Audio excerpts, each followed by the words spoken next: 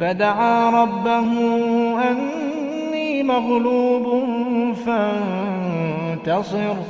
ففتحنا أبواب السماء بماء منهمر وفجرنا الأرض عيونا فالتقى الماء على أمر قد قدر وحملناه على ذات ألواح ودسر تجري بأعيننا جزاء